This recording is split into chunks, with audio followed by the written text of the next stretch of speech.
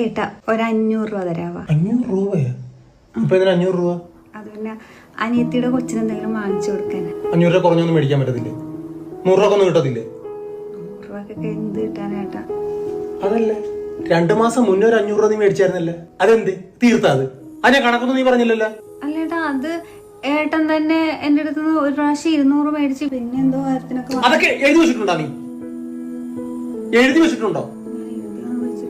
എഴുതി വെക്കണം. വളരെ കഷ്ടപ്പെട്ടുണ്ടാക്കണ കാശാണ്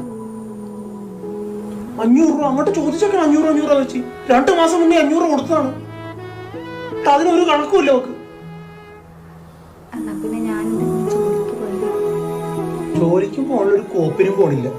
നീ ജോലിക്ക് ഇവിടുത്തെ കാര്യം നോക്കൂടി. അമ്മ ഒറ്റക്കല്ല ചെയ്തോട്ടെ എന്നാ നടക്കില്ല കേട്ടാ. ചുമ്മാതെ അല്ല നിന്നെ കെട്ടിക്കൊണ്ട് വന്നിരിക്കണത്. ഇവിടുത്തെ പണി മൊത്തം ചെയ്യാനും കെട്ടിക്കൊണ്ട് വന്നിരിക്കണത്. അവിടെ വേറെ പണിക്ക് പോക്കോട്ടെ എന്നാ.